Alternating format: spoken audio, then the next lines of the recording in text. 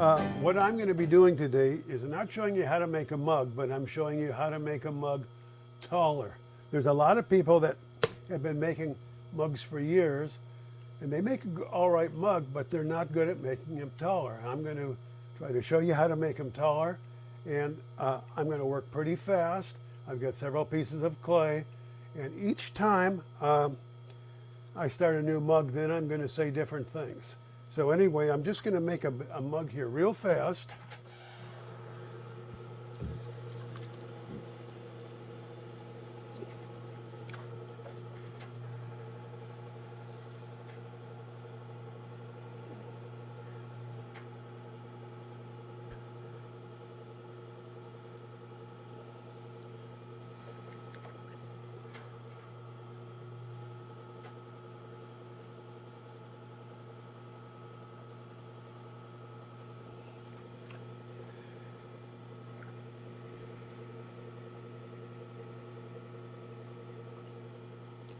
Now when I start, well, first of all, when I work, I have a sponge in my hand. The sponge has water in it. The water's released as I make the mug. Most people don't do this, but I do it because this is what my teacher, I had several teachers, but this is what my favorite teacher showed me how to do. So I've got a sponge with water in my hand, and one of the things I do not want to do is bring this mug up as tall as I can on the first pull. I'm not going to do that. So I'm bringing it up.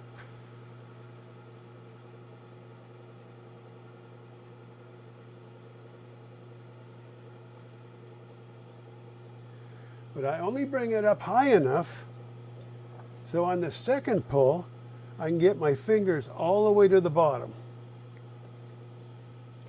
And I take this tool, hold it on the bottom here, and what that does is it helps me to put my sponge down there for the next pull. So I started out with a big sponge that's got more water. Now I've got a smaller sponge, and I'm working at about 4 o'clock. So 12 o'clock is here, 4 o'clock is here, and now I'm going to be bringing this up. So I'm starting from the bottom.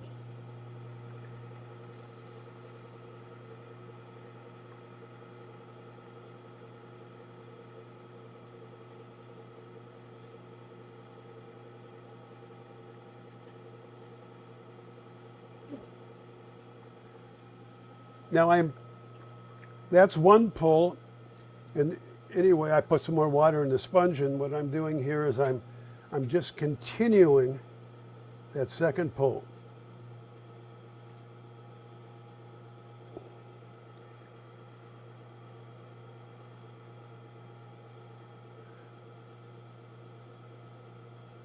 Now I can make the top edge of the mug real thin, but then it's really easy to break and chip. So I do something the old-time potters used to do. I do a rolled edge. So if you look carefully,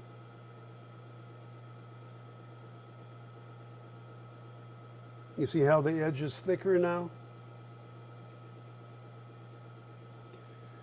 Now I've got a sponge on the end of the stick. I get the water out of the bottom. I take this cutting tool,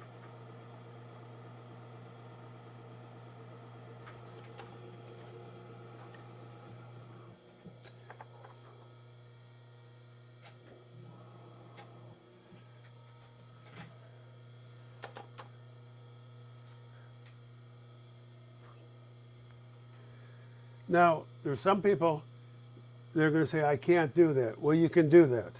You can do this. I was born in 1945, so see, I'm getting up there. I've got arthritis in my shoulder. I've got arthritis in my hands. I write a letter every morning. Writing a letter hurts. Every pot that I make, there's pain in my hands, and I can't take aspirin because I'm allergic to aspirin. But I continue to do this because making pottery is an important part of my life. Now, I'm going to start another one. And one thing I want to show you here is that this clay came out of the pug mill. Instead of setting it down like this, I set it down sideways. The reason I do that is because a long time ago, like maybe over 35 years ago, when I was setting the clay down like this, most of my mugs were getting cracks in the bottom. And it was very frustrating. So I called up one of my pottery teachers, and I said, well, what about this? I'm getting so many mugs that are getting cracked in the bottom. And he said, we had that problem when I was in graduate school. I said, well, what do you do? He said, well, we had a great big dowel, and it was about as wide as a rolling pin. And we'd put that down in our mug, and we hit it with a hammer to kind of like compress the clay. And I said, well, how'd that work for you? He said, it didn't work very well. I said, God, well, thanks for the story. And then, at that time, I was getting Ceramic Monthly, and they have a section in there where there's hints about how to make better pots. And one of the hints was, when you put your clay down, don't put it down like this. Give it a 90-degree turn, and then you eliminate that problem. And that hint saved more frustration and was worth my entire subscriptions to Ceramic Monthly. So now I'll make another one.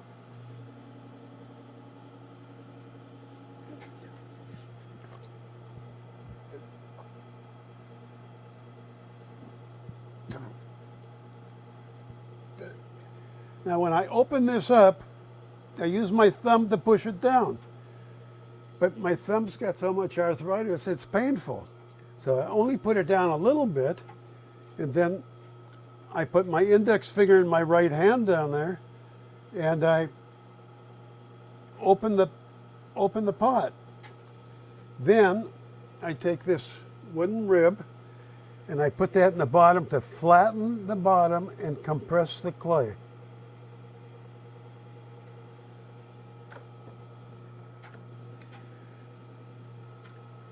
Now, working at 4 o'clock again, the sponge is full of water.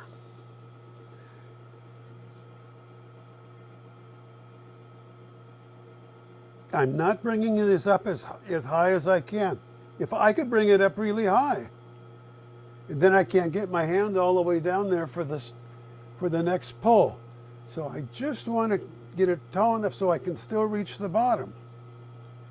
I think that one of the things is that people, they try to make it as tall as they can on the first pull. Don't do that. Okay, now for the second pull. So I took this rib, I put it along the bottom to get rid of that extra clay, and that leaves a little notch down there for me to put my finger that's covered with a sponge. So I'm pushing that in.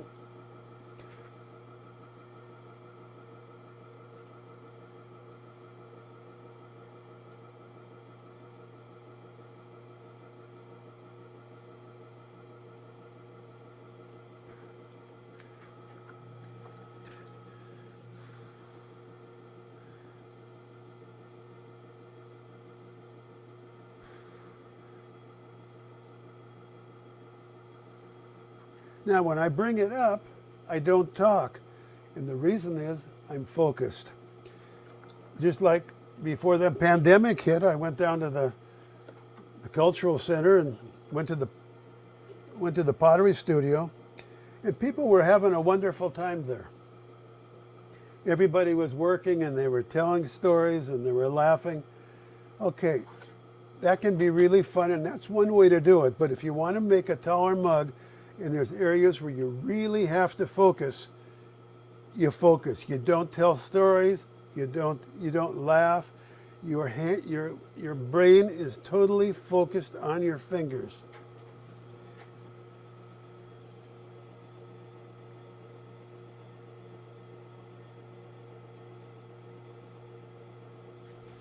Sometimes when I demonstrate pottery to people, I realize that I'm making a real goofy face, so that's part of it.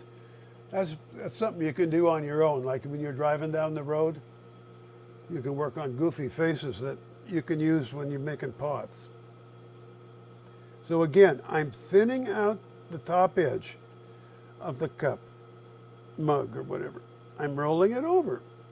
This makes that sturdy edge. Now I really like the idea of a video because I've given a lot of people lessons. And I said, okay, now it's your turn. And they will hold their hands and hold their arms completely different than how I showed them to do it. So if you have a video, you can go back and review it and review it and review it. So again, I've got this little wood blade.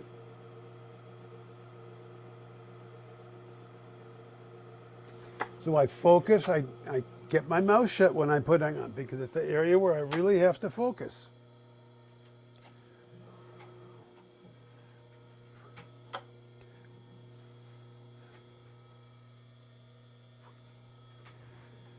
So if you want to work on the potter's wheel and you want to do a really good job, until you get really good, focus.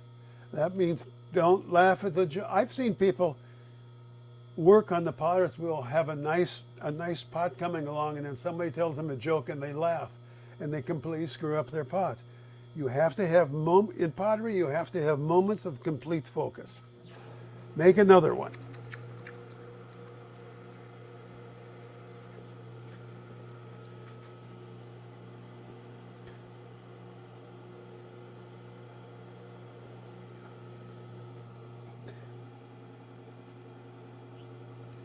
Centered. Open it up until my thumb really hurts. Put a little water in. Use my index finger. Pull it out. Flatten and compress the bottom. Use the big sponge full of water. The water is released as I'm bringing this up. I don't have to reach back in the bucket for more water.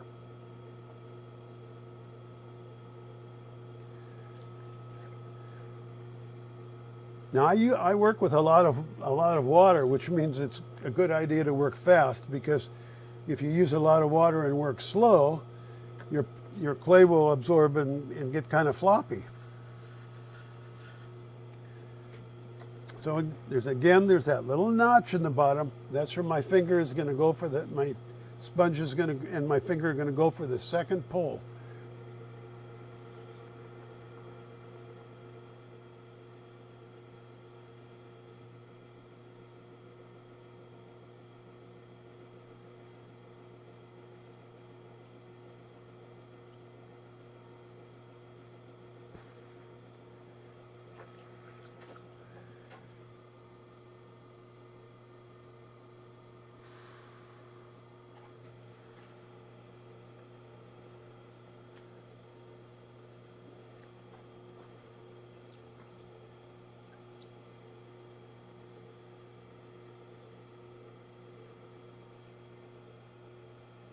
Besides pottery, we sell antiques, and at an antique fair this summer, I was talking to a woman who had just started taking pottery classes, and she wanted to know how I made my mug stall. And I explained to her, and then she says, well, after the second pull, she says, how do you get your hand down there? And then I said, well, you don't. You do 2 pulls and you're done.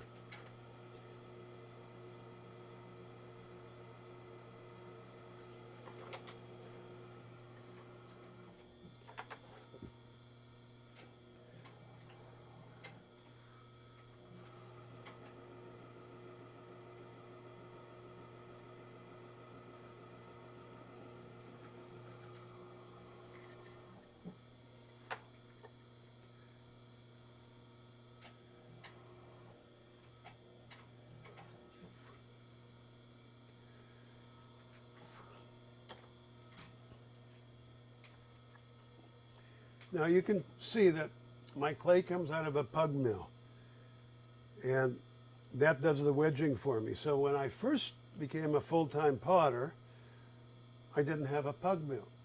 and all the clay was wedged by hand. One day I woke up about 2 in the morning.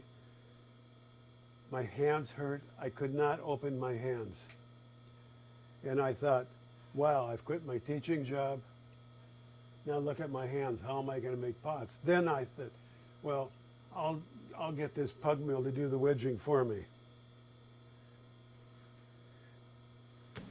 Now, I've shown several people how to do this, and then they said, well, I can't do that. Okay, you can do that. Okay, I'm pretty old. I've got arthritis in my shoulder. I've got arthritis in my hands. I can do it.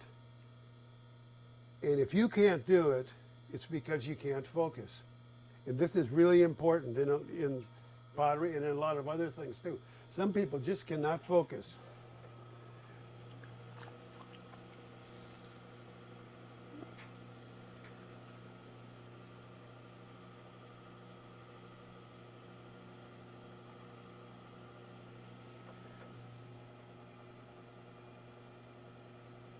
Now what I'm using here is a little over a pound of clay, and then you see some of the clay gets removed at the end, and then when I trim pots, more clay gets removed. So I recycle all my clay, and anyway, what it ends up being is each mug ends up being about a pound of clay.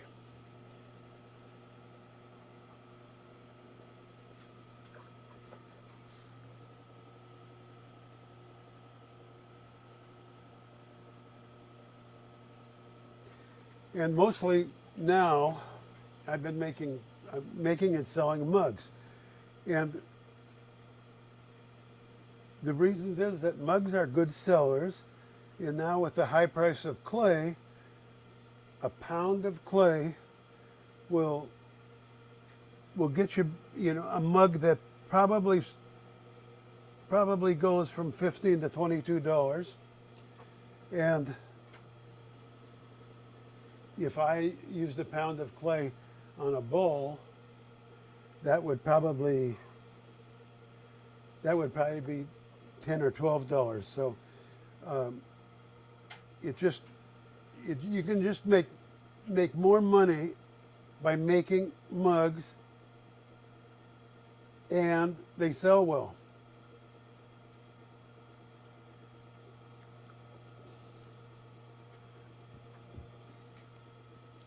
Now, yesterday I was listening to some pottery people talk on something from OPB, so the public television, and they've got a real philosophy about making pots, and I really like making pots, and I've been doing it for 55 years now. Anyway, I'm a professional potter, and my idea is that I should make pots that sell. And I try to make a nicely crafted pot, and I try to make it something that feels comfortable for people, and they look at it and they like the looks of it. So I try to make things that people will like to use.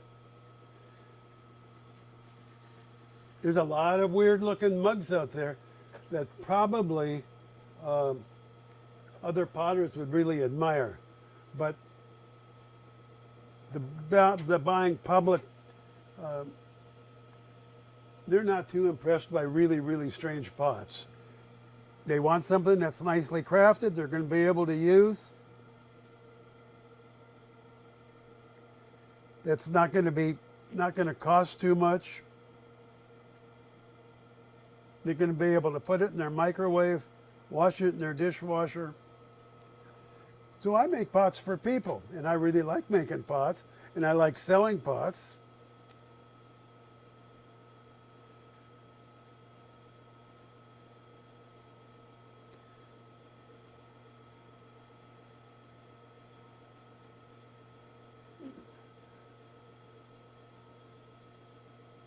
And when I talk about how focusing is important, it's also something that I really like to do. It's like it puts my brain in a different spot. I focus, all my brain is just thinking about my fingers and the clay. I'm not thinking about anything else. And I like that part of pottery.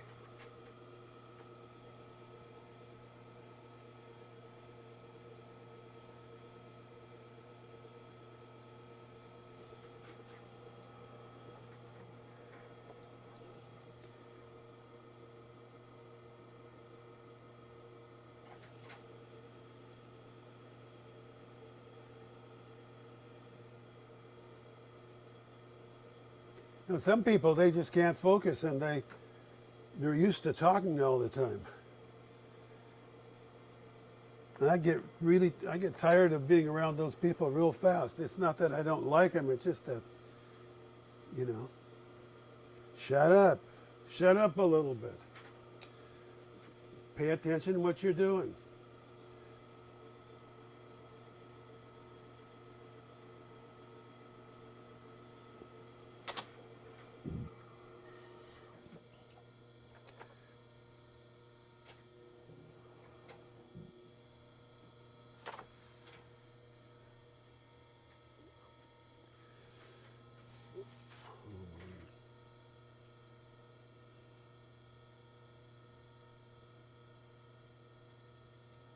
Well, I think I might have covered about everything. One of the things that I want to mention is that I also collect pots, and my favorite potter made pots that, like, I don't make, but that was Warren McKinsey. And I've watched several videos of him working, and one of the people that he used to work with was Joan Mondale, Walter Mondale's, the vice president, his wife. She was a potter, and she'd go see Warren McKinsey, and they'd work together. Now, Warren didn't like pots that looked like they were machined out. I mean, his pots, he wanted his pots to look like they'd been touched by his hands. And so, like, if he made a bowl, maybe he'd alter it so that it had 3 sides, or he'd alter it so it had 4 sides, or he'd alter the lip. So it didn't look like it was made in a factory in China. And he thought that when he was making pots, and Joan Mondale was there, and he was visiting with Joan Mondale, he thought that being distracted from what he was working on actually made his pots better. But in order to get to that point, you have to make pots for quite a while. You have to have confidence that you can center the clay, and you've made so many pots that you don't have to really think about what you're doing. Okay, so most potters my age that have been making pots for a long time don't stoop so low as to making spoon rests, but I do. And I sell a lot of them. So the clay comes out of the pug mill like this, and then I cut it in half, and then put each half on the wheel and make a spoon rest. And I was having about, 3/4 of these things crack. And I couldn't figure out why they were cracking. And I'm laying in bed in the morning, and I'm thinking about this, and then the way I was doing it was I was setting the flat side here down, and they were all cracking. So I had that idea that I would put the rounded side down, like I do when I make a mug, and then that took away all the cracking. There's so many little things that people learn when they're professional potters, and it's a good idea to learn them, because if you don't, you won't be making as much money. And this is one of the reasons why we make pots. Now, if I was not selling pots, I'd be making pots anyway, because I just think it's so fun to do. So that got centered, flatten out the bottom.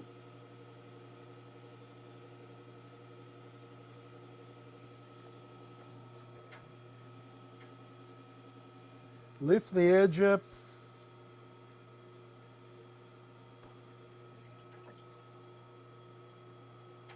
Then I make a little dip for the spoon.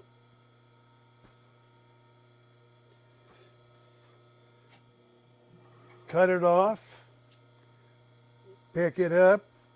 Put it on the board. And that goes pretty fast, and they'll sell from like $6 to $10. And that's part of the reason I do those.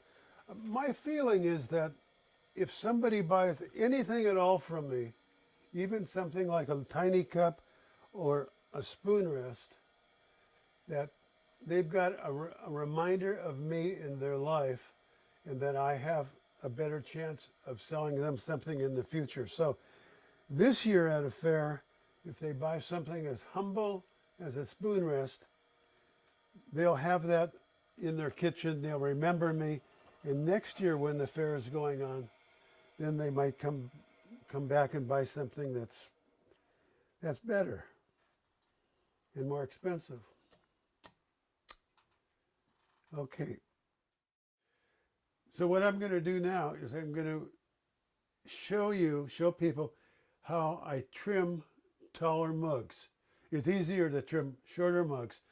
But when I'm at a fair, a lot of times I explain to people that the bottoms of my pots are trimmed. So when they come off the potter's wheel, they look like this.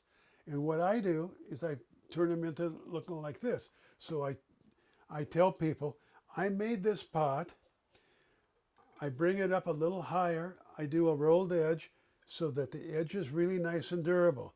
Then I turn it over and I say, I trim the bottoms carefully, which I do. And I'm going to show you how to do this in a minute. When I glaze them very, very careful. When they come out of the kiln, I sand the bottoms so that they're nice and smooth on your table or your counter. Now, why do I do all this? Because I'm a Virgo, and that's what we do. So right now what I'm going to do is on this wheel here, I'm going to show you how I trim a taller mug. So what I'm going to be doing is using these longer arms. This is called a Giffen grip, but I use these longer arms. And then in a minute, I'll be doing shorter arms. So I take a lid off a jar and I hold it on the top. The reason is, if I don't do that and I'm doing this, this can catch into the clay and my mug can go flying through the air. I've done this before. Okay.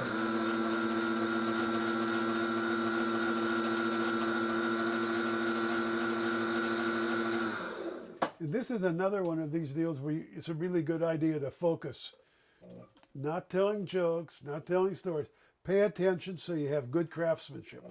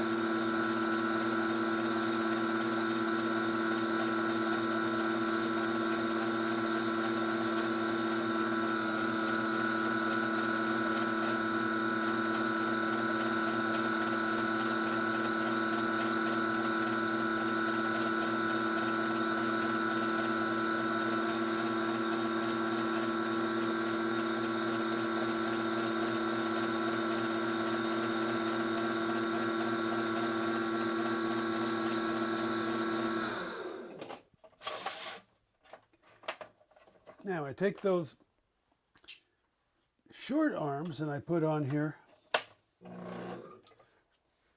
to smooth out the side. The reason I smooth out the side is because a lot of times I will put a design on the side of these. Sometimes I leave my finger marks, but a lot of times I won't.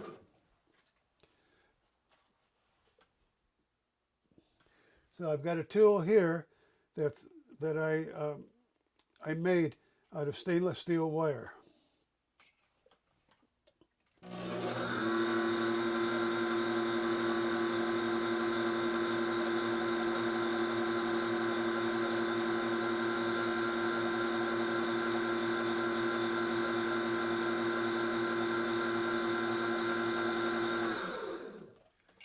So this started out pretty much like this.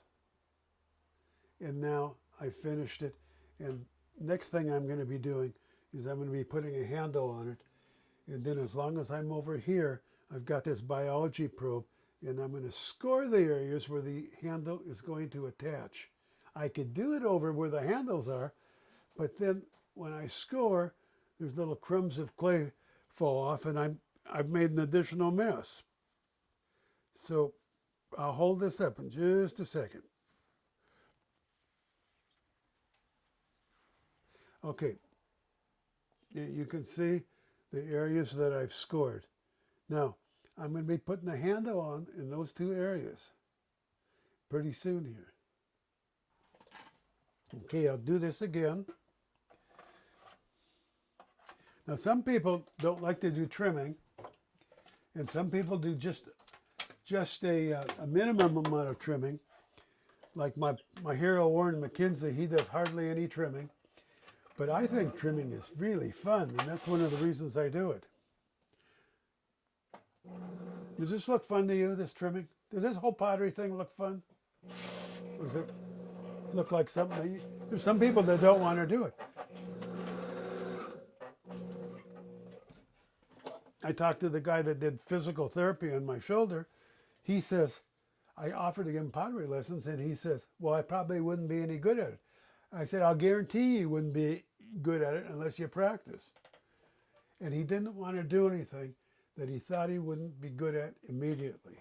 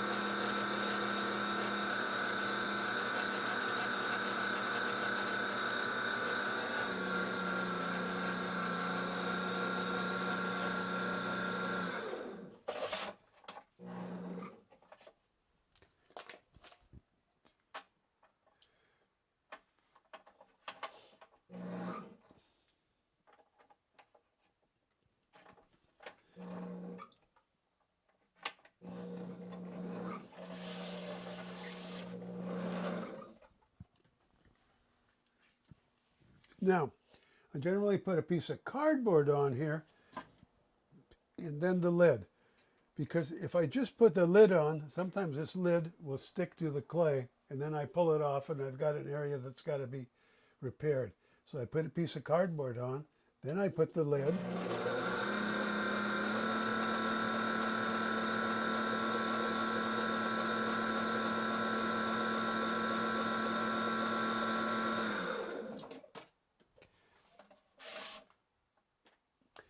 See, I like the trim because I think it gives the bottom a real finished look. And I trim in a little bit.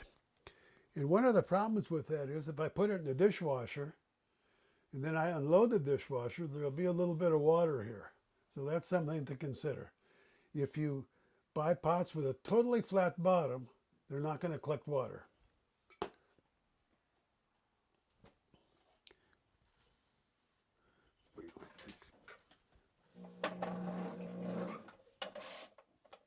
Usually when I do this, I usually do about 40 or 45 mugs at a time.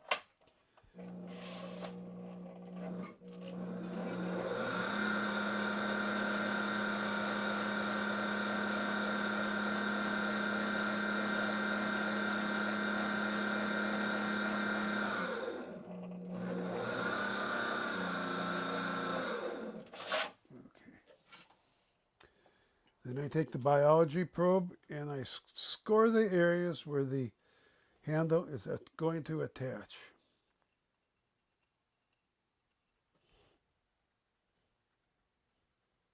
Did I tell you that we used to be junior high teachers?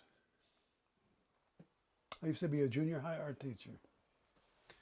And my goal was to get everybody making things and the world would be a happier place. And I believe that just like a Christian evangelist believes that it's going to change the world. And boy, that was sure stupid of me. Okay, I guess we're ready to go put handles on. Okay. So this is a clay extruder, and this can be used for pooping out handles. Now, on the bottom of this, there's dies, and you can choose the die you want, and then there's clay in that cylinder, and then this handle material comes out. So I've got pots here that have extruded handles. Some people are really good at extruding and making the handle look nice, and some people are horrible at it. I try to be really good. And there's things you can do. Now this mug here probably looks weird, but I made this for a car. Years ago, when they had a different type of a dash, people would make car mugs with very wide bottoms. This will fit into a cup holder like would hold your hot chocolate or your Coca-Cola or something. So that's why I put the handle up on the top. If I would have done it like this will not fit into my cup holder in my car. And I've made very few of these, but I've decided to do one here. So where I've scored these, this one in particular, I've scored it high. I kind of like, because I've done thousands of these, I know about how long to cut off the extruded clay. This is what we call slip. It's just a mixture of clay and water, so it's kind of like gravy. I put that over the scored area, and this will help the handle stick.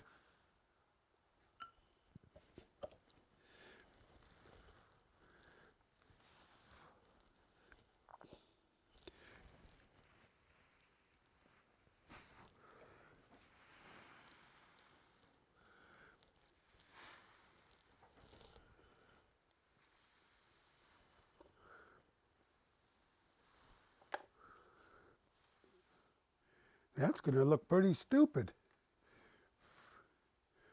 But if somebody doesn't like it, then I'll put it in the seconds table.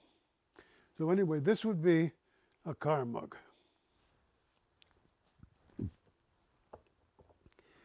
Now I look at this and I got to figure out how long to make the handle before I cut it off here. And I've done this a lot. And one thing is, it's better to make them a little too long than a little too short. So again, put the slip on the scored area.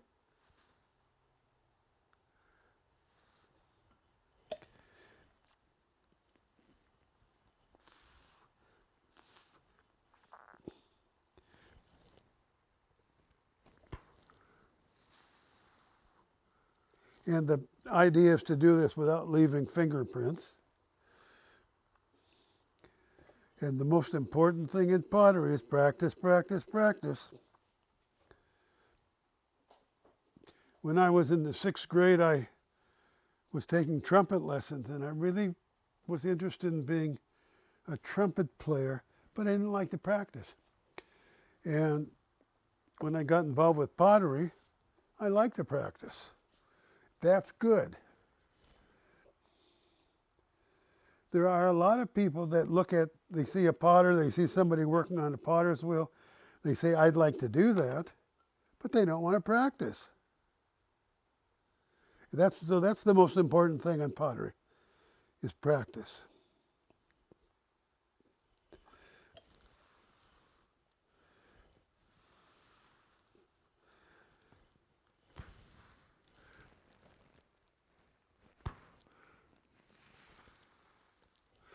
So then you decide whether you want your handle to be low, handle to be high, have a regular handle.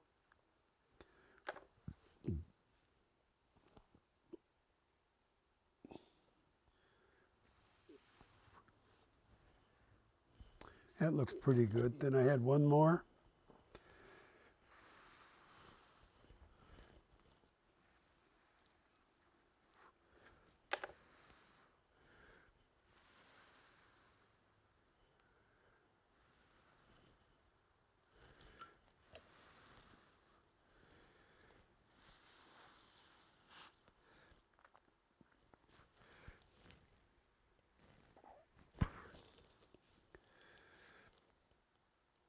Now I usually make 40 to 45 mugs at a time, and that usually takes me, on the potter's wheel, usually takes me 3 hours.